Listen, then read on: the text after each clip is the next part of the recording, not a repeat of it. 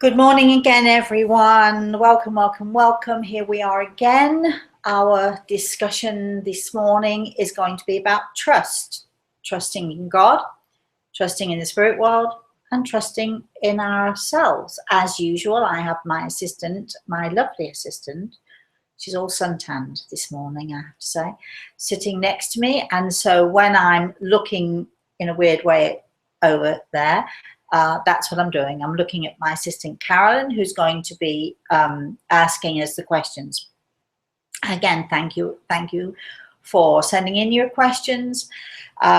We did last week. We had a discussion about the sixth sense, and we've had so many questions coming from that.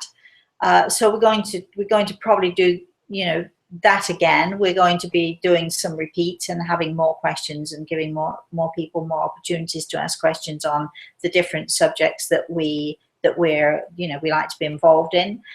So some of the questions today actually pertain to the issue of the sixth sense, but as we know, everything is connected. All things are connected to each other.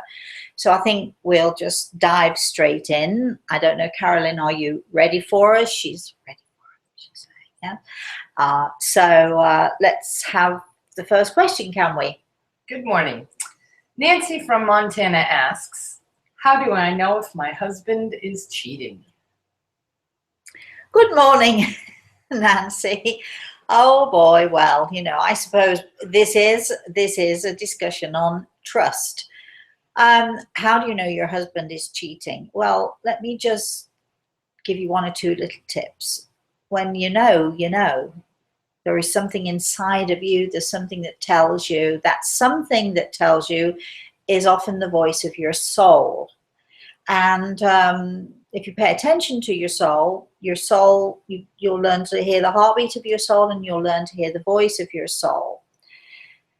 Having said that, people get jealous, people get mixed up about things. I know I've had husbands accusing wives and wives accusing husbands of infidelity when there's been no cause for it or no basis for it. Sometimes those feelings of mistrust will come from your insecurities.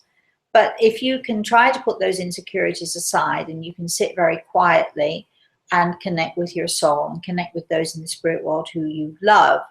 If after trying to do that and feeling that you have a connection and you ask the question, if the answer comes back that you feel there's a strong possibility, my advice is sit down very calmly and very nicely and kindly with your spouse and ask the question.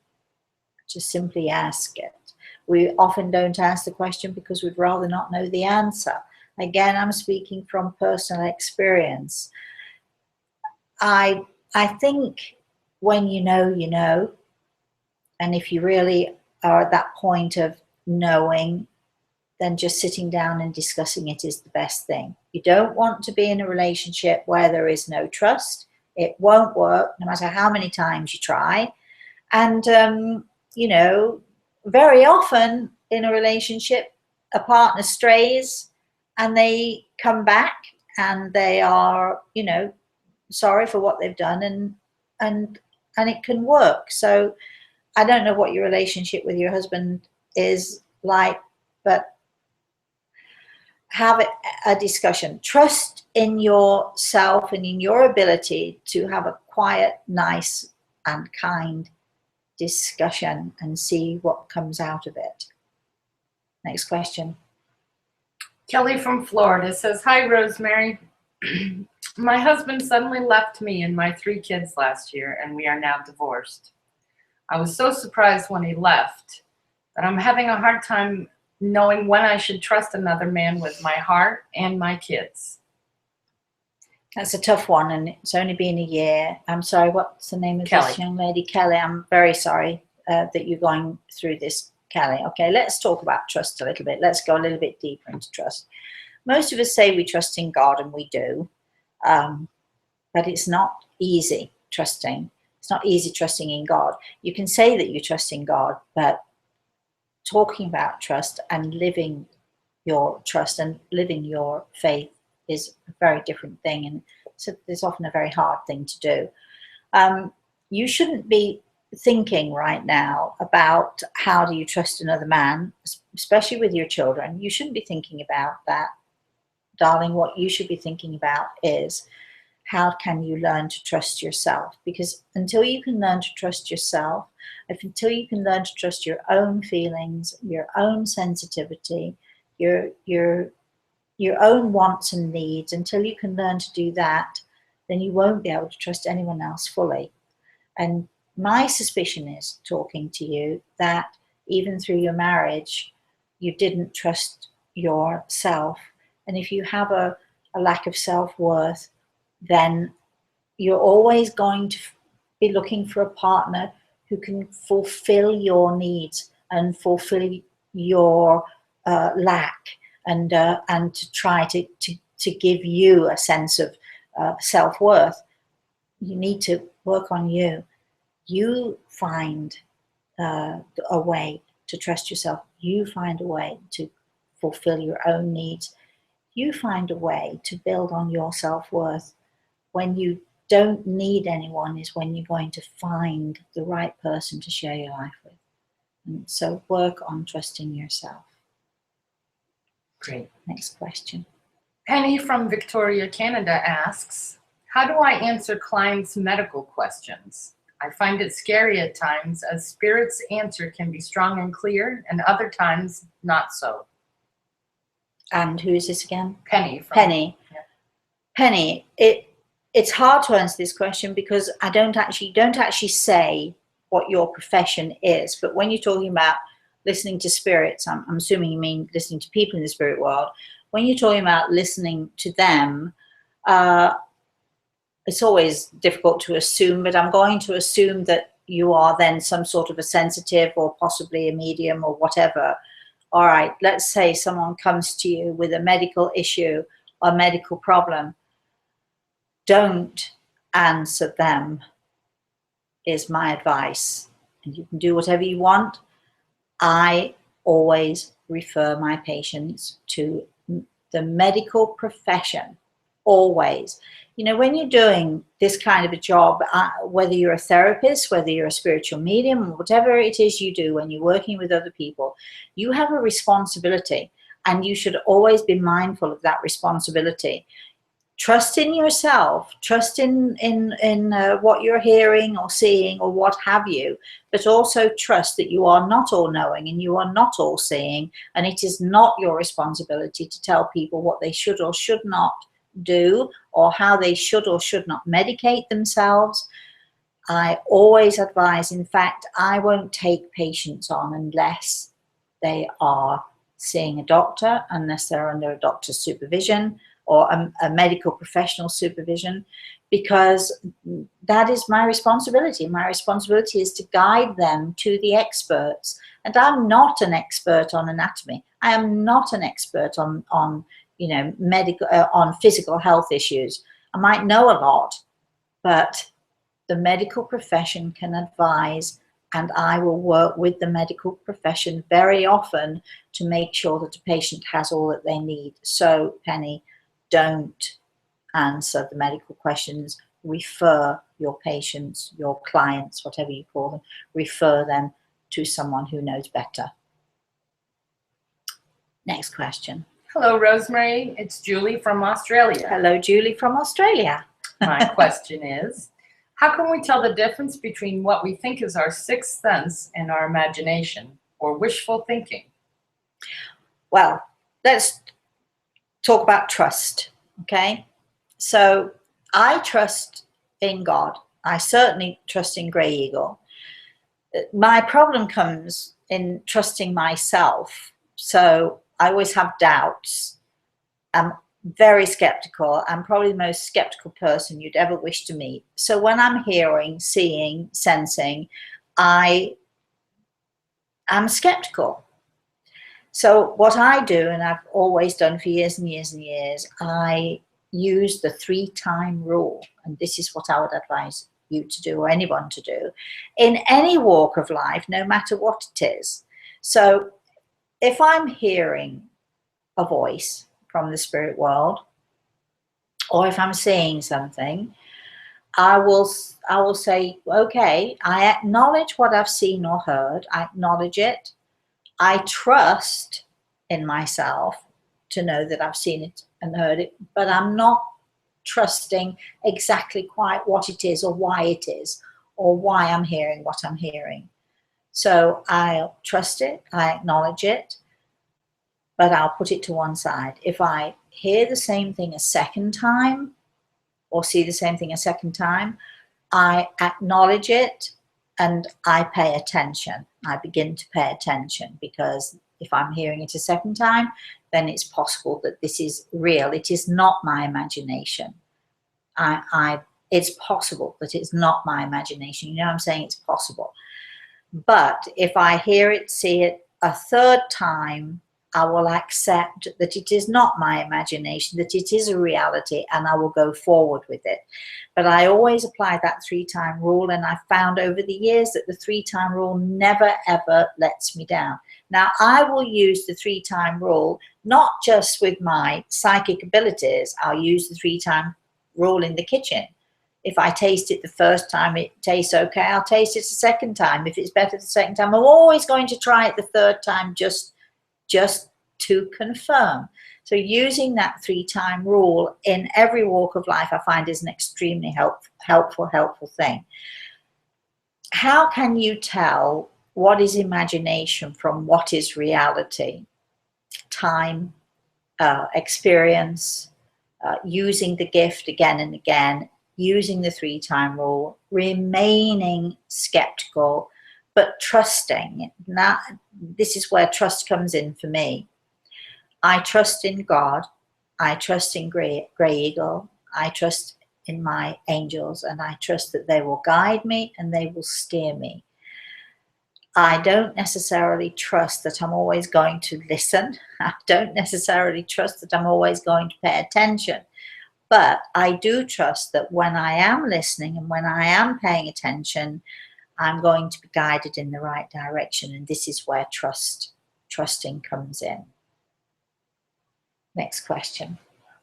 Sharda asks, how do you really know what are the signs or messages you're getting? Sharda. Sharda. What an unusual name, and good morning, Sharda. And thank you for writing in, as I'm thanking everyone for writing in. Sharda, again, the 3-time rule. We don't know, especially when we first start out doing this work, or if you're just a person who you don't necessarily work in my field, but you've lost someone in the spirit, there's someone in the spirit world you'd like to connect with. You don't always know if it's real, and so you do have to pay attention. I always suggest to people, if you really want to connect with someone in the spirit world, then sit for 10 minutes by yourself. Just sit quietly. Make sure you're not going to be disturbed, that there's no one can interrupt you, and just sit very quietly. Don't ask for anything. Don't ask for a sign. This is where it gets tough. Don't ask for a sign. Don't say, show me, show me. I know I've done all of that. I know how it works. I know how desperate we can get when we really, really want to hear something.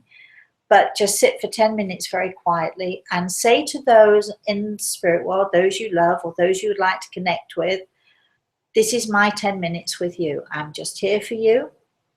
And if you want to talk to me, if you want to come around, if you want to show me that you're around, I'd love you to.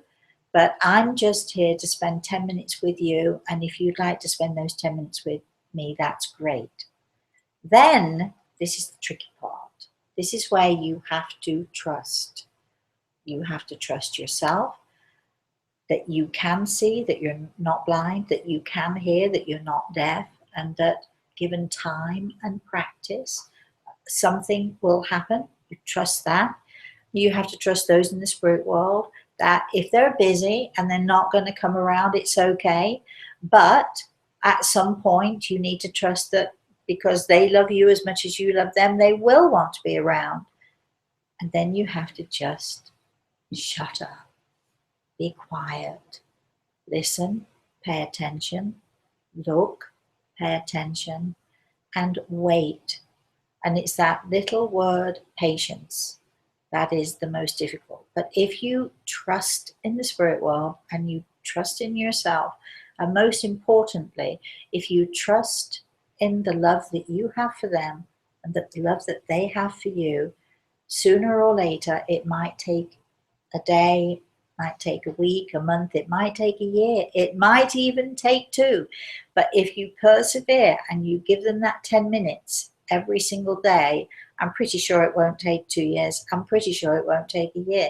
I'm pretty sure that if you are consistent and give them that 10 minutes of every day, not demanding, not pushing, not asking for more than they can give you, but just sitting there and waiting for them to turn up, you will feel perhaps a hand on your shoulder, you'll feel someone brush your cheek, you might hear someone whispering in your ear. Pay attention to the small things and trust that they will come around you and they will let you know that they love you very much. Next question. Judy from West Virginia. Why do some people trust strangers more than the people that they know? Judy from Virginia. West Virginia. Judy from West Virginia. Let's get that right. Judy from West Virginia. I don't think it's that we trust strangers more than the people we know. I think that it's just simply easier to talk to someone who doesn't know us than someone who does. And often when we know someone, we get afraid of their judgment, or we are afraid that they will judge us. We're afraid that we might let ourselves down, that they might think less of us. We're afraid that they won't listen to us. We're afraid of all sorts of things with the people we know. Sometimes it's just easier to just chat to a stranger, talk to a stranger, because a stranger isn't going to look at you and say, well, I didn't know you did that, or I didn't realize you were that kind of a person. A stranger is just going to take you as they see you. So I think that's why it is easier to talk to a stranger, which is why people go for therapy, why people can talk to therapists, psychiatrists, people like me, anyone in that, and even the masseuse or the hairdresser they'll talk to, because they feel that there's no judgment coming at them. They're just one of many people that person sees. When we go away from the stranger, they won't remember us. They're not going to judge us. They're not going to go around and tell our family or other friends what we've said. And so I think that's why it's easier. But I also think it's important to remember, darling, that there are those in your family, those you know really well, who you actually can trust. And when we talk to people that we do know, when we sit down and we talk to them, in a serious way, and we say we want to confide something, I think that's when we can have a conversation that is most rewarding. Let's have that next question. Norma asks, and I don't know where Norma's from, how do I learn to trust my own instincts when I've been wrong so many times before? Oh boy, Norma. Oh yes, well, we all know what that feels like, don't we?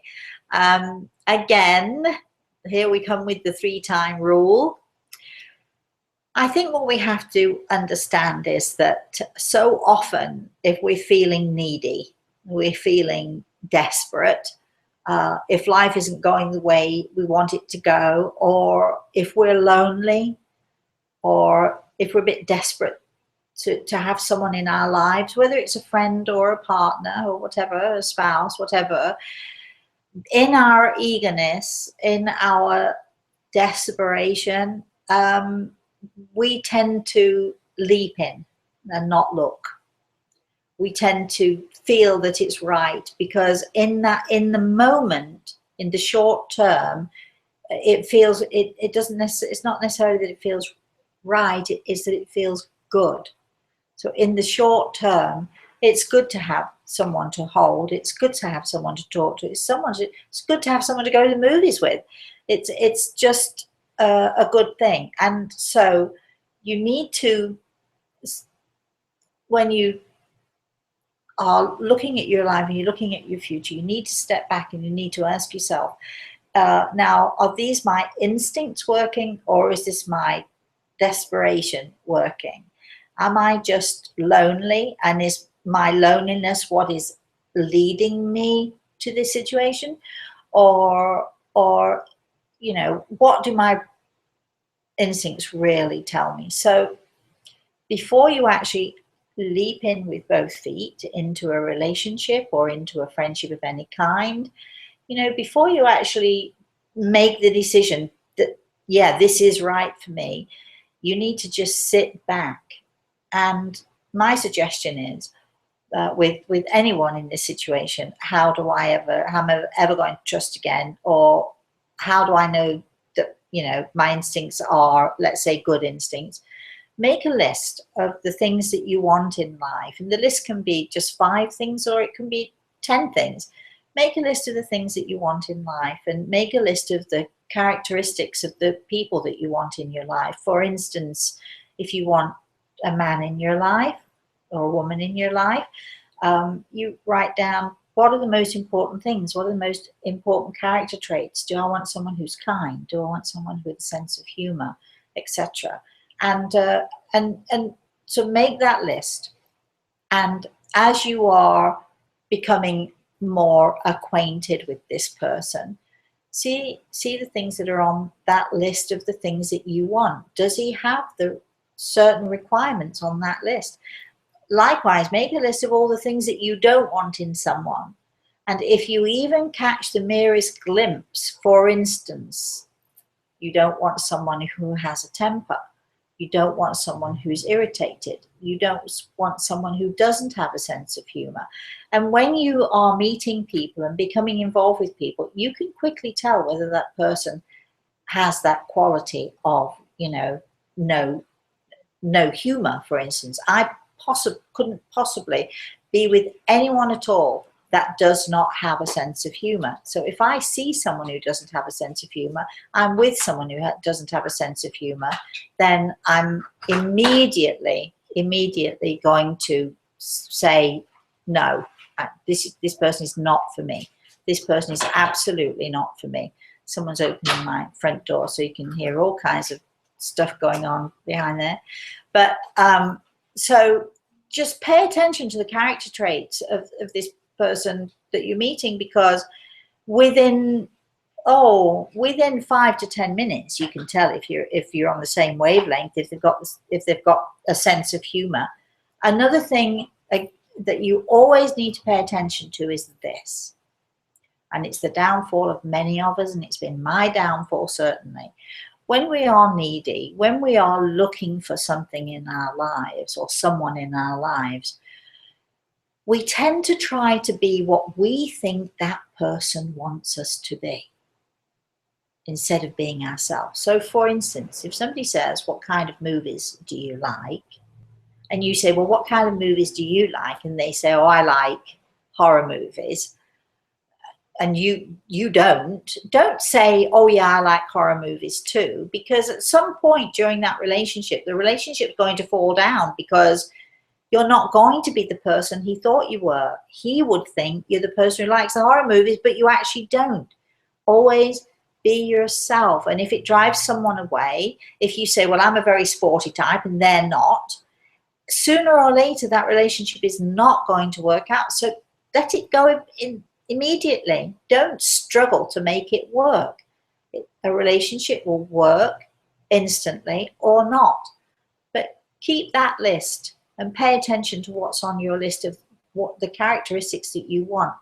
Remember, don't confuse instinct with your neediness.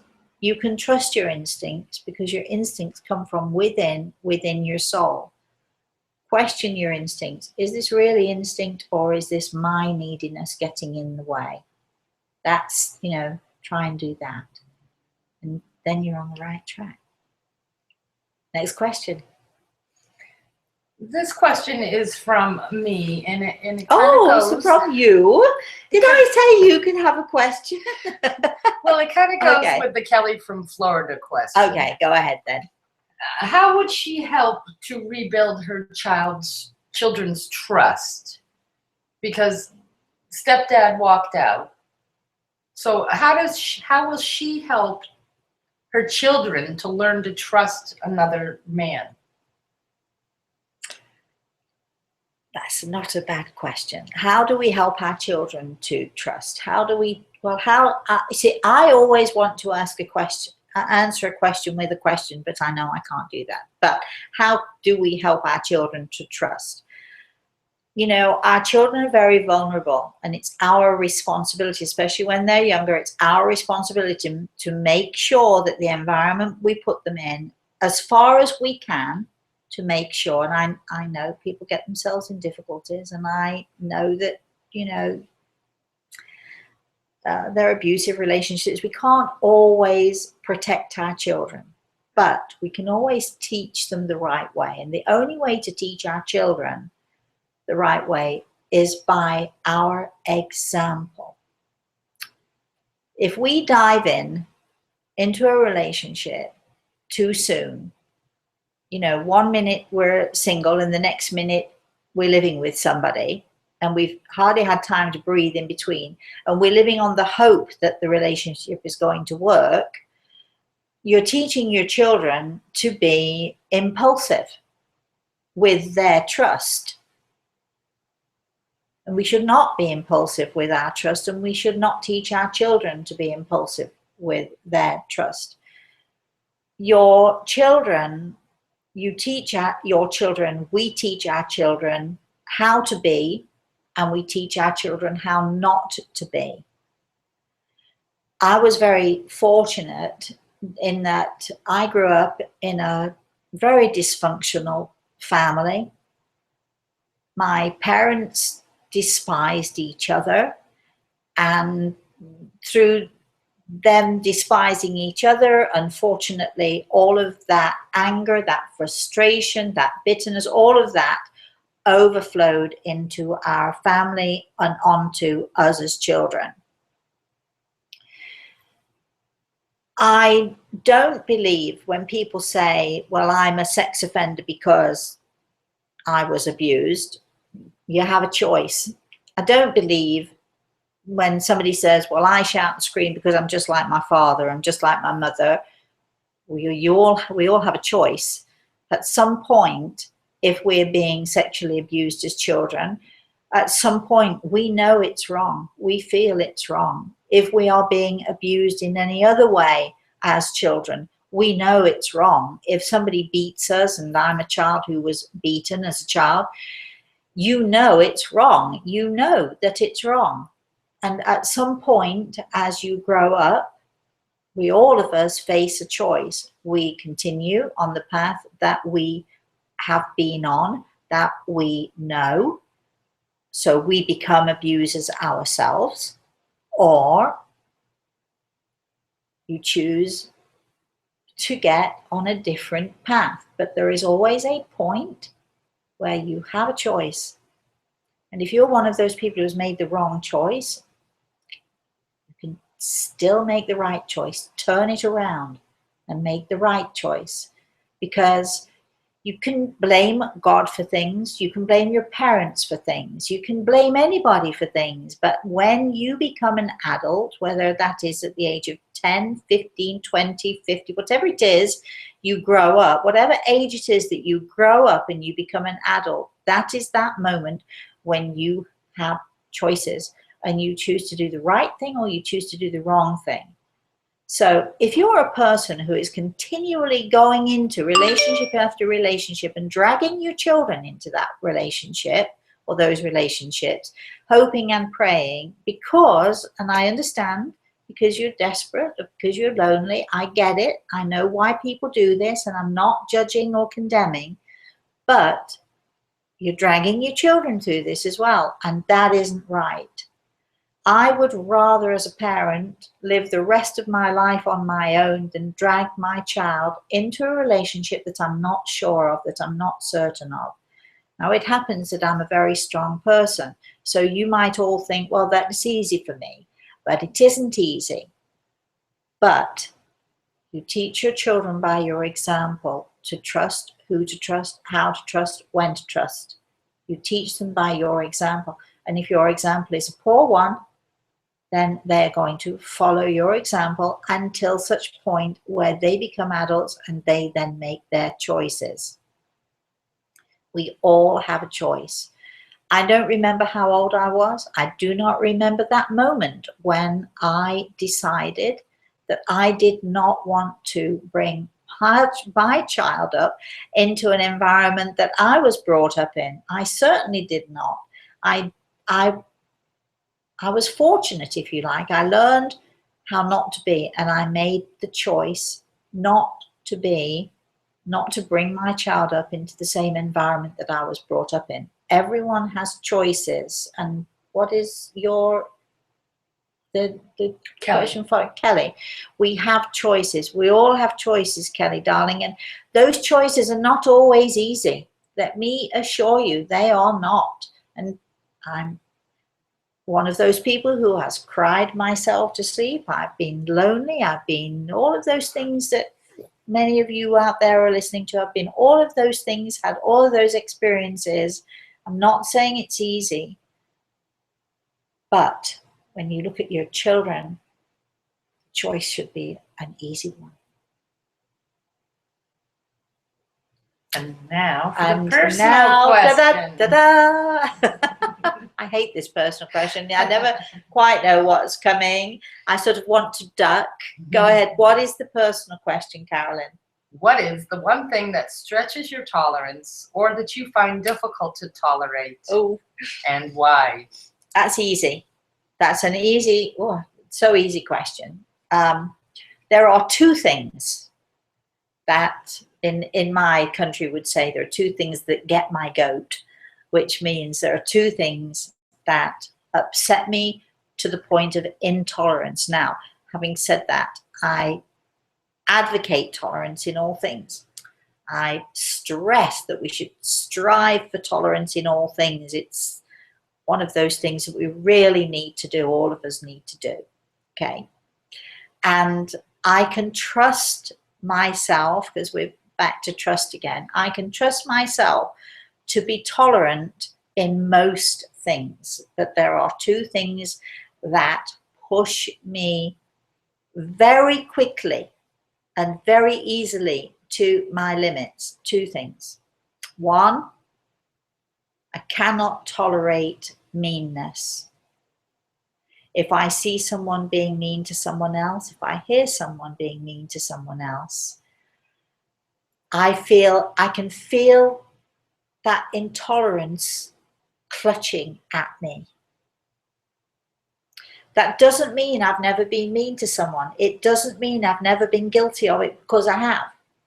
And when I hear it in myself, I'm extremely intolerant of my own behavior when I hear that. And I strive not to be mean, and I'm generally not, but I have to admit to being human and have been mean occasionally. The second thing that I cannot tolerate, won't tolerate, is unfairness or injustice. It's very easy to figure out where these intolerances came from, because as a child, I suffered these two things. I suffered injustice, unfairness continually, and in the simplest things. I had three sisters. I'm making this sound small, insignificant, but a buildup of these things creates this injustice, this unfairness. I had three sisters, that means 4 girls. There were 3 bikes, there were 3 watches, there were 3 of this, 3 of that, 3 of the other, all right. And who was the one who didn't get the bike, didn't get the watch, didn't? And I know we can all go back. Well, when I was little, my mother did this, that, and the other. I'm not going back there, and I've to weigh over all of those things. But when you, as a child, are living with injustice and unfairness, it builds something inside of you. It certainly built something inside of me. Whereas now, if I see it, I just cannot tolerate it. If I'm going to buy something for one child, I'll make sure I'm buying equal for the other. I am a stickler for it because I know what it feels like to be on the receiving end of unfairness. Meanness is something, that's even worse. Being mean to someone, being unkind to someone, even being cruel to someone. And meanness is something that my mother excelled at. And I have no problems with my mother wherever she is. I wish her well and every happiness. But my having, as a child, been on the recipient of someone being continually mean and spiteful, I cannot tolerate these things. And if I see them, especially towards children, even if it's in a supermarket or if it's in a store, I'm a dreadful person. I have to interfere. But usually what I'll do is, for instance, if I see meanness going on and I see a mother being mean to the child, for instance, and I've done this on many occasions, I will go up and I understand that mother might be going through a tough time, or that father might be going through a tough time. They might be having all sorts of problems and issues themselves. I understand that they might be on a short fuse, so I will always begin by saying, I know you probably having a tough time right now. I know you're probably having, there are difficulties in your life, but he's only a little boy. And, if you could be kind, that would be nice. So always try to be gentle. It doesn't always work out. I've been threatened from time to time, told to mind my own business, so on. But I try to be kind when I'm dealing with it, but I cannot stand back and watch it happen and not say something. See, this huge fault of mine, I'm an interfering person, but I cannot stand those two things. On that note, I'm going to say to all of you, kindness, gentleness, and sensitivity towards others is always a good thing. When you see someone being mean or shouting at their kids, it's not nice. I don't like it, as I've just said. But also try and remember where that parent is coming from. You don't know what their life is like. You don't know how stressed they are. I'm not sure if there are excuses for being mean to kids. I don't, 1,000 excuses don't make, 1,000 reasons for it don't make one for one good excuse. But if you're going to step up and deal with it as I try to do it kindly, do it nicely, and remember that mother or that father is probably having a really tough time right now, and we don't know all the circumstances or all the ins and outs. But if you are going to chastise your child or discipline your child, please do it kindly, gently, and in a loving way. I always used to say to my daughter, I don't like you right now, but I still love you. But I don't like you right now. So, and that, and that was part of the discipline that I used. Next week, our discussion is going to be, have we decided yet? I'm not even sure we've decided yet. Yes. What's it going to be? The subject of suicide. We're going to talk about suicide, what happens when people take their own lives. We've had lots and lots of questions about this. We're going to talk about, can you actually die before it's your time? I think that's one of the questions somebody's been asking.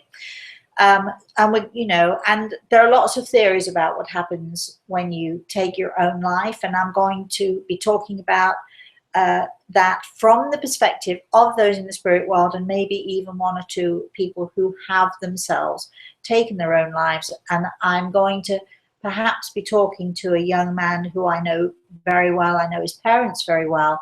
He took his own life, and perhaps we're going to hear it from his perspective, and maybe he will be answering 1 or 2 questions from the spirit world. So that's something that, you know, we're going to be talking about next week.